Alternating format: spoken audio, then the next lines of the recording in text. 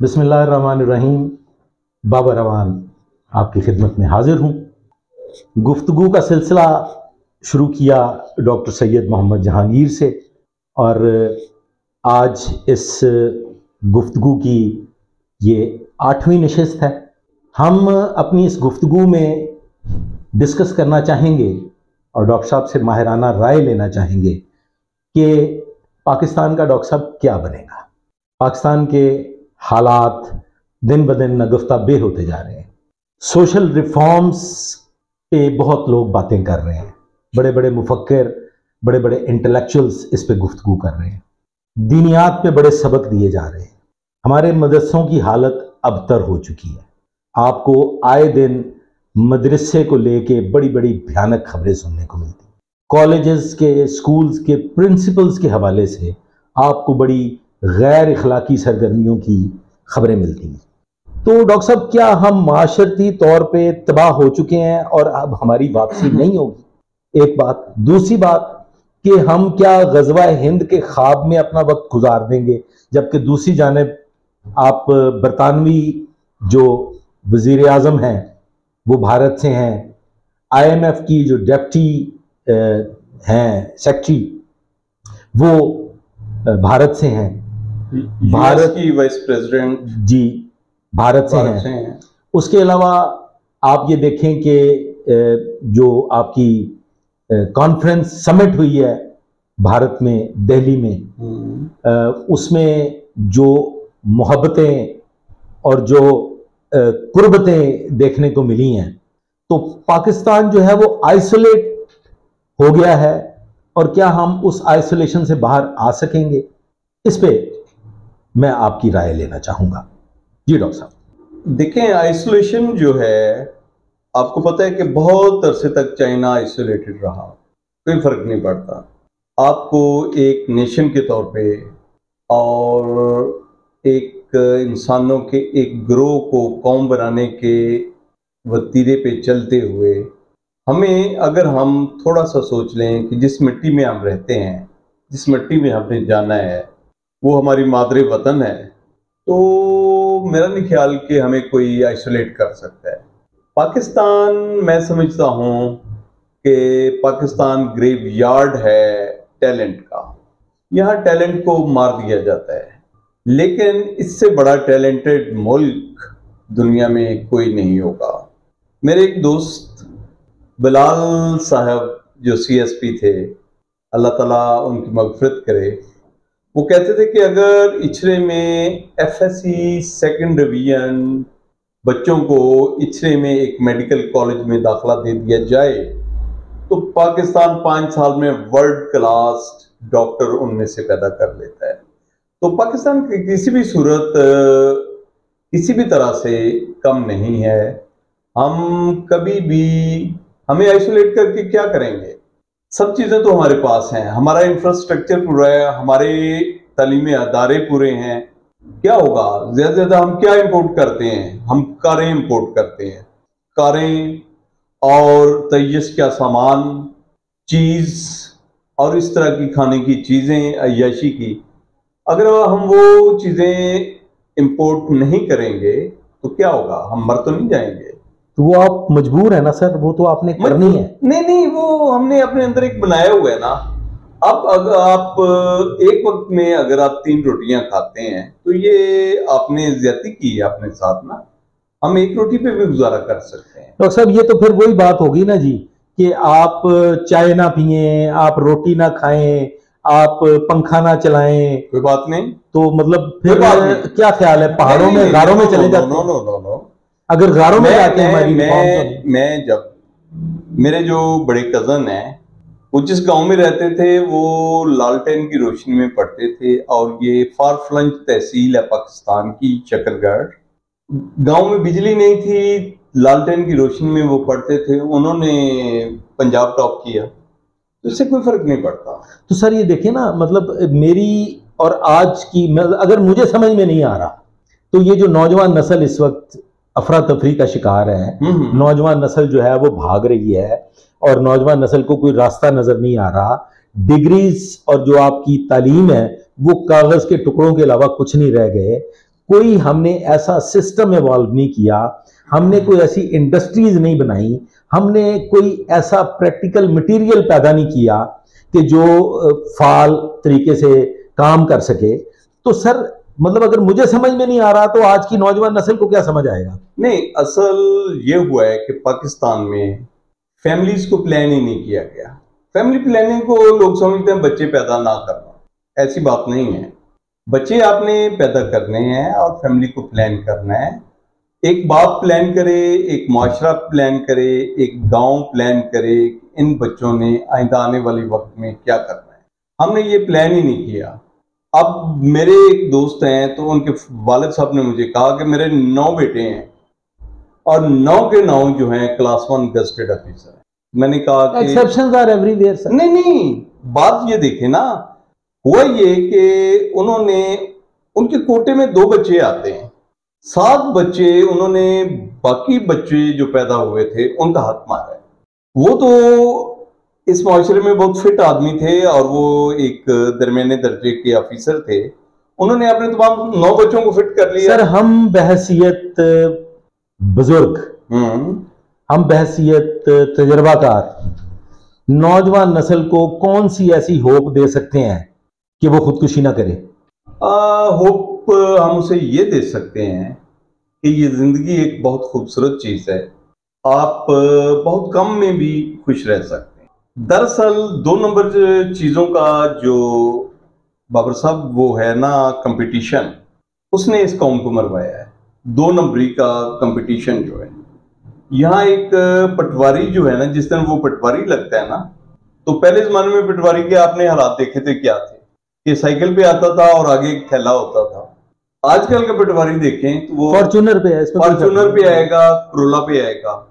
अब एक बच्चा जब एक हरामखोर को देखता है कि उसका स्टैंडर्ड ये है तो उसके लिए लाजमी बात है सबसे पहला काम। सर हरामखोर जो है डॉक्टर साहब, इसमें मेरे लिए तो ये कोई ढकी छुपी बात नहीं है। हरामखोर बहुत खुशहाल है, हरामखोर बड़ी अच्छी जिंदगी गुजार रहा है, हरामखोर के बच्चे मौजें कर रहे हैं, जबकि जिस बंदे के पास पैसा नहीं है उसकी तो उसे औलाद भी जूते मार रही है। जी ऐसे ही है, ऐसे है। तो सर फिर क्या होप क्या रह गई? होप ये है कि हम थोड़े में अपने आप को खुश रहना सीखें और एक कम्यून की शक्ल में रहें, कम्यून की शक्ल में रहें। तो फिर वो दीनियात वाली डॉक्टर साहब बात होगी ना जी, कि सब्र की तलकीन करें ना, और रोटी ना खाएं, भूखे मर जाएं, अगले जहान तो जन्नत मिल जानी है। नहीं, तो सर आज की नौजवान नस्ल को जन्नत की इंतजार नहीं है। आप अपने आप को अच्छा एजुकेट करें। आप अगर अच्छे एजुकेटेड हैं तो अपने इर्द गिर्द के बच्चों को अच्छा एजुकेट करें, उनको नॉलेज दें। घरों में आपके अड़ोस पड़ोस में अगर कोई गरीब आदमी है, कोई भूखा है, तो आपका फर्ज बनता है कि आप अपने खाने में से उसका हिस्सा निकालें। ये तो चैरिटीज होगी ना सर? नहीं, चैरिटी नहीं है, ना चैरिटी नहीं है, ये चैरिटी नहीं है, ये मोहब्बत है। चैरिटी की बात नहीं है। चैरिटी में तो आप गुलबर्ग में जाए ना तो एक बहुत बड़ा अमीर आदमी जो है ना, वो सुबह दोपहर शाम नाश्ता, दोपहर का खाना और रात का खाना देता है।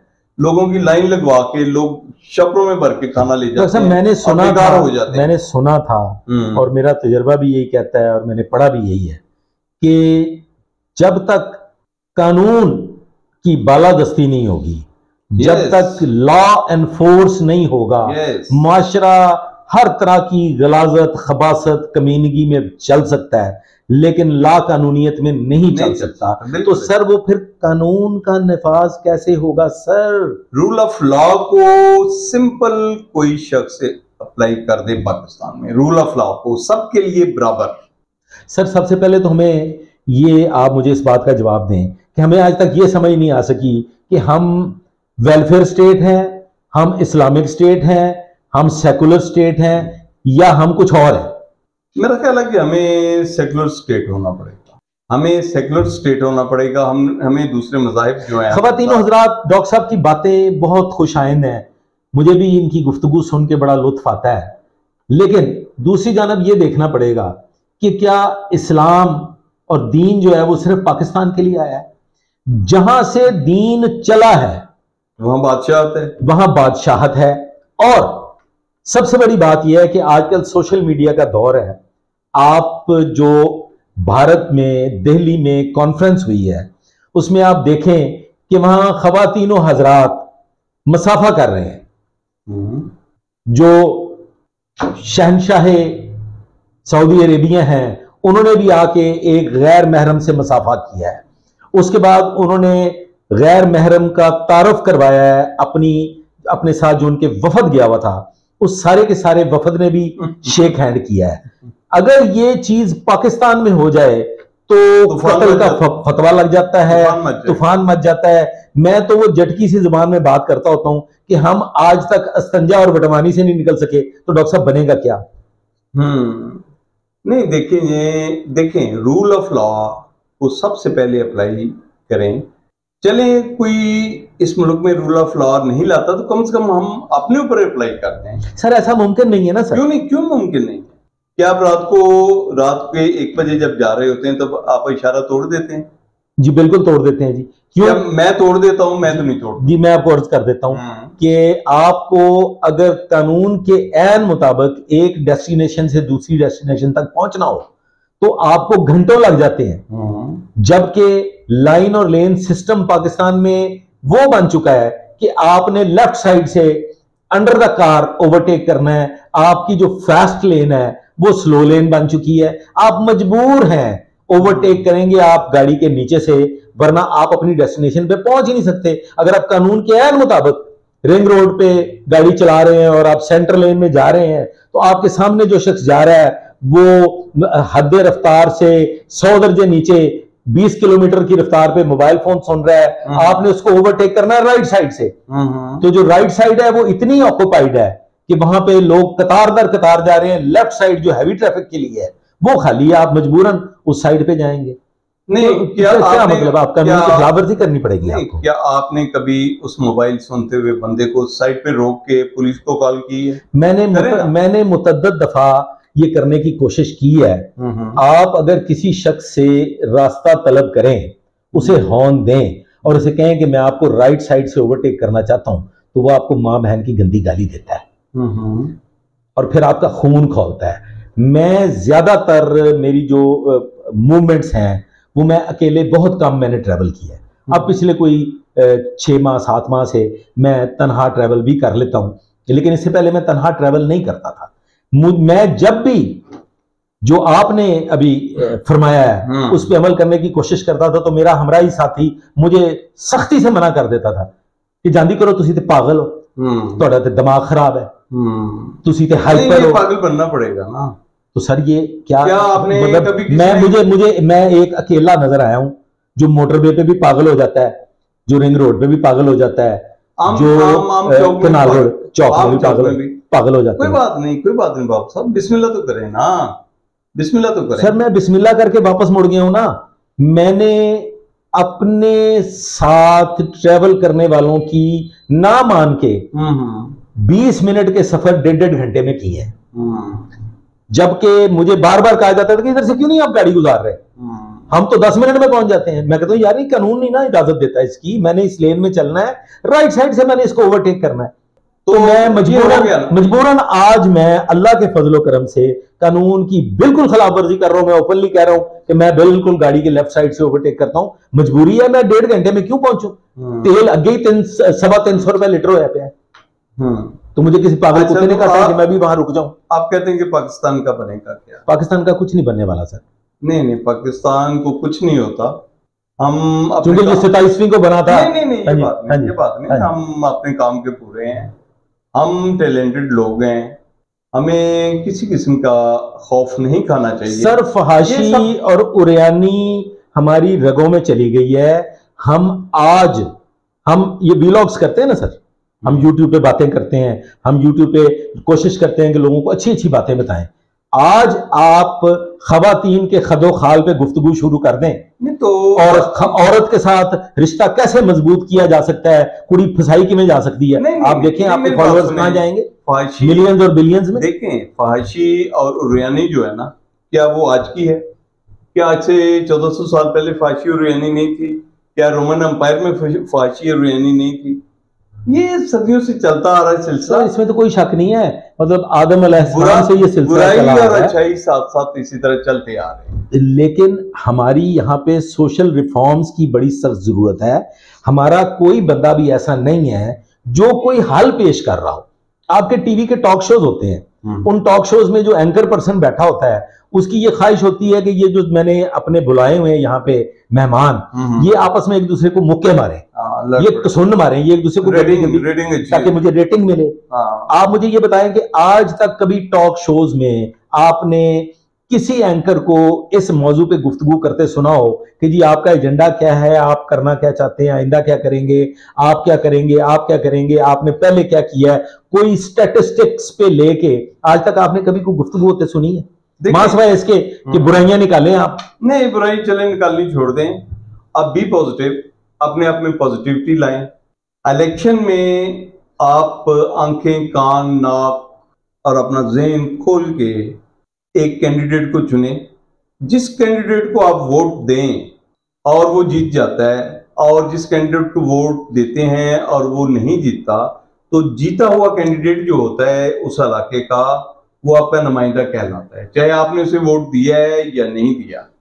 आपने आइंदा ये सोशल रिफॉर्म जिनकी आपने बात की है ना, ये बात आपने अपने नुमाइंदे से करनी है, क्योंकि सोशल रिफॉर्म लाने वाली असेंबलीज होती हैं। उन लोगों पे को प्रेशराइज करें, उन लोगों का नाक में दम कर दें कि वो सोशल रिफॉर्म लाने की तरफ आए। ठीक है, आप वोट दें। अब वो शख्स जो कहता है जी साढ़े लिए थे इस्लामाबाद जड़ा मर्जी आ जाए, सानू की फर्क पैंदा है, ये लोगों का एटीट्यूड जो है ना, ये गलत है। फिर बहुत पढ़े लिखे लोग जो है, उसने कहा जी मैं तो वोट कभी आज तक डालने गया नहीं हूं। एक बहुत बड़े फॉरेन सेक्रेटरी जो हैं, वो मेरे भी जानने वाले हैं, उन्होंने उस दिन एक इस टॉक शो में कहा कि मैंने 71 के बाद आज तक कभी वोट नहीं दिया। अब मुझे बताएं कि जब आपने वोट दिया नहीं, जब आपने अपने नुमाइंदे को चुना नहीं, जब आपने अपने नुमाइंदे को प्रेशराइज नहीं किया कि वो सोशल रिफॉर्म्स की तरफ जाएं, तो फिर हमें ये सब बातें करने का तुक नहीं बनता कोई ना सर। क्या हम रोते रहे? फिर किताब से दूरी हो चुकी है, पढ़ना हम पसंद नहीं करते। टिकटॉक और स्नैक पे हम जो चीजें सीखते हैं, जो देखते हैं, वो 99.99% हकीकत से हटके होती हैं। और मुझे तो ऐसा लगता है मैं नाउमीदी की तरफ जा रहा हूं। मैं डिप्रेशन में नहीं जाऊंगा कभी, क्योंकि मैं बहुत बहादुर आदमी हूं। मैं एक बहादुर बाप का बेटा हूं, मैं एक बहादुर दादे की औलाद हूं, मैं अली की औलाद हूं। मैं डिप्रेशन में नहीं जाऊंगा, लेकिन शदीद किस्म की नाउमीदी की तरफ मैं बढ़ रहा हूं। और नाउमीदी ये है कि मुझे कोई ऐसा रास्ता दिखाई नहीं दे रहा कि जिस रास्ते पे चलते हुए हम कुछ अचीव कर लें। क्यों कि पाकिस्तान सिर्फ मुकद्दस गाय के रहने की जगह रह गई है। पाकिस्तान में एक आम आदमी की कोई हैसियत नहीं है। पाकिस्तान में एक बेयारो मददगार जो सिर्फ और सिर्फ 2 वक्त की रोटी इज्जत से कमा रहा है, उसके रहने की ये जगह नहीं है। यहाँ पे जो मुकद्दस गाय का ना आप नाम ले सकते हैं, ना मुकद्दस लोगों के बारे में आप बात कर सकते हैं। यहाँ पे जो मुकद्दसात हैं उनको आपने नाउजुबिल्ला खाकम बदहन उनके मुतल्लिक बात करना तौहीन रसालत के मुतरादिफ हो गया है। जब आपसे बात करने का, गुफ्तगू करने का हक छीन लिया जाए, आप अपनी तकलीफ को बयान ना कर सके, तो डॉक्टर साहब क्या आप खाक तरक्की करेंगे? आप खाक आगे बढ़ेंगे? आपसे बात करने का कोई हक नहीं छीन सकता। अजब दस्तूर जवाबबंदी है। आपको पता है कि आपकी इंसल्ट उतनी होती है जितनी आप अलाउ करते हैं। आपका कोई हक नहीं छीन सकता। आपका हक वो तब छीन सकता है जब आप उसे अलाउ करते हैं, हक छीनने देते हैं। सर हाथे हाथ मार के लोग लुट लेंदे ने, हाथे हाथ मार के लोग फ्रॉड कर लेंदे ने। और फ्रॉडिया जो है उसके पास इतने तरीके हैं, वो आपको ऐसे कॉर्नर करता है कि मैं देख रहा हूं रोज खुदकुशियां हो रही हैं। बिल्कुल करता है। लेकिन देखें, ये बुराई जो है ये हमेशा थे। मदीने से शाम जाते हुए काफिले क्या नहीं लुटते थे उस वक्त? यकीनन लुटते होंगे, यकीनन लुटते होंगे। क्या उस वक्त काफिलों में डाकू जिन लोगों को पकड़ के ले जाते थे उन्हें गुलामों की मंडी में नहीं बेचते थे। डॉक्टर साहब, क्या आम इंसान को जिंदा रहने का हक नहीं है? बिल्कुल है। तो सर कैसे जिंदा रहे? मैं आपको बता रहा हूं कि मैं पाकिस्तान का वो शहरी हूं सर, मैं पाकिस्तान का वो शहरी हूं। उसने प्लान करना जो एलानिया इस बात का दावेदार था कि कहतो रजाल हो, पाकिस्तान नहीं छोड़ूंगा। मैं इस बात की तबलीग करता था, तलकीन करता था कि पाकिस्तान नहीं छोड़ना, पाकिस्तान से मैं तो कहीं नहीं जाने वाला, ये मेरे बाप दादा की मिट्टी है, ये मेरी सरजमीन है, मैं पाकिस्तान नहीं छोड़ूंगा। लेकिन आज वो शख्स जो आपके सामने बैठा हुआ है, वो किसी पल भी इस बात का ख्वाहिशमंद है कि मैं पाकिस्तान अगर नहीं छोड़ सकता, क्योंकि मैं नहीं छोड़ सकता, तो मैं पहाड़ों की किसी ऐसी गार में पनाह ले लूं, ठीक है, कि जहां ना मुझे कोई पहचाने, ना कोई साड़ी जात पछाने, ना कोई सानू मन्ने।